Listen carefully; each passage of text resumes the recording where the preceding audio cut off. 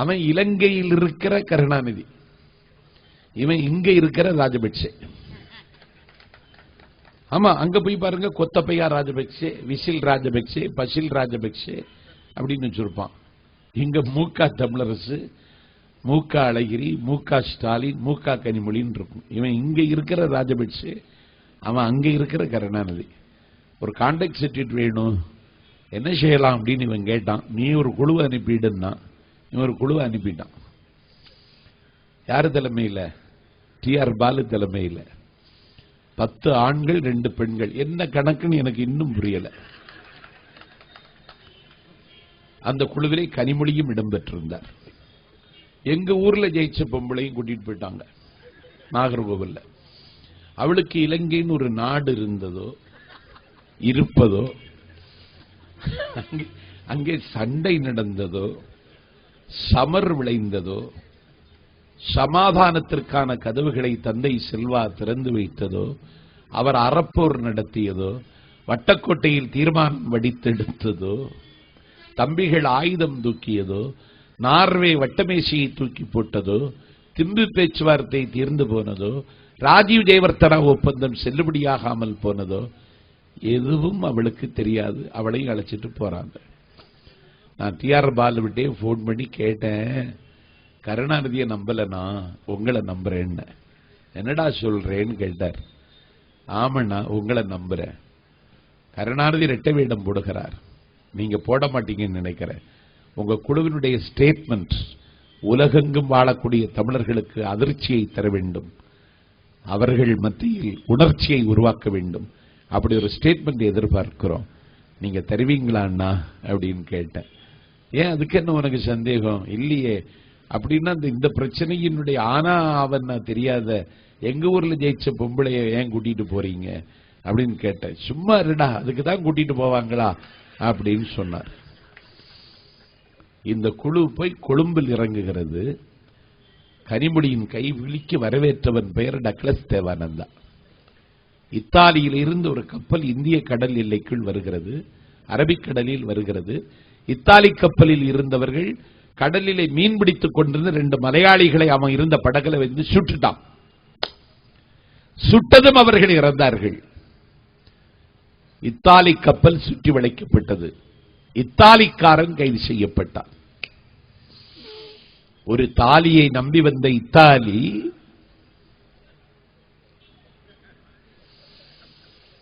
அந்த இத்தாலி தேசத்தையே கப்பலையே கேரளா சுற்றி வளைத்து இத்தாலிக்காரனை கைது செய்து மஜிஸ்ட்ரேட் கொண்டு போய் ரிமாண்ட் செய்து ஜெயில் அடைச்சுதான்.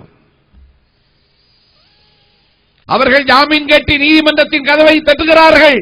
இத்தாலி தேசத்திலே தேர்தல் நடைபெறுகிறது, எங்கள் ஜனநாயக கடமை ஆற்றுவதற்கு எங்களுக்கு வழிவிடுங்கள் என்றவன் கேட்கிறான். இந்தியாவிலே இருக்கிற இத்தாலி தேசத்தினுடைய தூதுவர் ஜனநாயக கடமை ஆற்றுவதற்கு அவரை விடுங்கள், 1 மாதத்தில் அவர்கள் திரும்ப வருவார்கள் என்று உத்தரவாதம் தந்ததற்கு பிறகு அந்த உத்தரவாதத்தை மத்திய அரசு அங்கீகரித்து உச்சநீதிமன்றத்தில் கொடுத்ததன் மூலம் அவர்கள் இத்தாலிக்கு சென்றார்கள். இத்தாலி இப்போது சொன்னது அவர்களை திருப்பி அனுப்ப முடியாது. அவ்வளவுதான். கேரளா கொந்தளிச்சிடுச்சு. அங்க ஒரு மந்திரி இருக்கான், AK ஆண்டனி. அவன் சொல்றான், ഞങ്ങളി சும்மா விடவில்லை, இதாக்க எங்கிறான் கொதிர்க்கிறான். காங்கிரஸ் கம்யூனிஸ்ட் எல்லா பேரும் ஒன்னாயிட்டான். வாய் திறக்காதவன் யாராவது? மன்மோகன் சிங் வாய் திறந்து பார்த்திருக்கீங்களா? வாய் திறக்காத மன்மோகன் சிங் வாய் திறந்து சொல்லுகிறான், இத்தாலிக்கும் இந்தியாவுக்கும் இருக்கிற நல்லுறவுக்கு ஆபத்து ஏற்படும் என்று நான் எச்சரிக்கிறேன். இந்தியாவில் இருக்கிற இத்தாலி தூதருக்கு பதில் சொல்லியாக வேண்டும் அப்படி என்கிறார். உச்சநீதிமன்றம் சொல்லுகிறது, இத்தாலி தூதருக்கு கட்டுக்காவல் போடுங்கள், எல்லா விமான நிலையத்திலும் பாதுகாப்புகளை பலப்படுத்துங்கள், அவன் தப்பிவிடக்கூடாது என்று உச்சநீதிமன்றம் வழிகாட்டுகிறது. 2 மலையாளிகளை கொன்றால் 2 இத்தாலியர்களுக்கு இவ்வளவு நெருக்கடியை கொடுக்கிற இந்திய சர்க்கார் 3 தமிழர்களை கொண்டவன் டக்ளஸ் தேவானந்தா சூளைமேட்ல. தமிழ்நாடு போலீசாரால் தேடப்படுகிற குற்றவாளி. தமிழ்நாடு நீதிமன்றத்தால் பிடிவாரண்டு பிறப்பிக்கப்பட்டிருக்கிற கிரிமினல் அவன் கனிமொழிய கைகுலிக்க வரவேற்கிறான். அவர்கள் பார்க்க சொன்ன இடத்தை தான் இவர்கள் பார்த்தார்கள். கணவன் ஒரு முகாமில், மனைவி ஒரு முகாமில். அவர்கள் கண்ணீர் கதையை நீங்கள் கேட்டீர்களா? ஆண்குறி அறுக்கப்பட்டு தேசாந்திரிகளாக திரிகிற வாலிபர்களின் கண்ணீரை, கவலையை பகிர்ந்தீர்களா?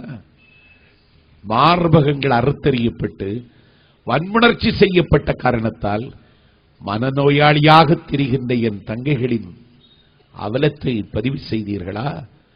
99,000 நூல்களை சுமந்து நின்ற யாழ்ப்பாண நூலகம் தரைமட்டமாக்கப்பட்டது. அதை போய் பதிவு செய்தீர்களா?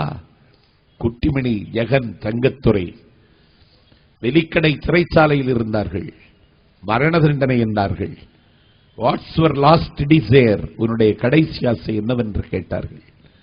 அவன் சொன்னான், கடைசி ஆசை என்னவென்றா, கண் தெரியாத 2 தமிழர்களுக்கு என் 2 கண்ணை கொடுங்கள், அவன் கண் மூலமாக மலர இருக்கிற தமிழீழத்தை நான் பார்க்க விரும்புகிறேன் என்ற அவன் கண்களை வெலிக்கடை சிறைச்சாலையில் சூட்டுக்கோலால் தோண்டி எடுத்து பூட்ஸ்காலால் நசுக்கி இரத்தமே உறைகின்ற அந்த சம்பவம் நடந்ததே, அதை போய் பார்த்தீங்களா? முள்ளிவாய்க்கால் முகாமுக்கு போனீர்களா? எதையும் பார்க்காம அவன் பார்க்க சொன்ன இடத்தை பார்த்துவிட்டு ஒரு அறிக்கை தயாரித்து இலங்கைக்கு, இந்தியாவுக்கு வியாபாரம் நடக்கணும்னா டி.ஆர். பாலு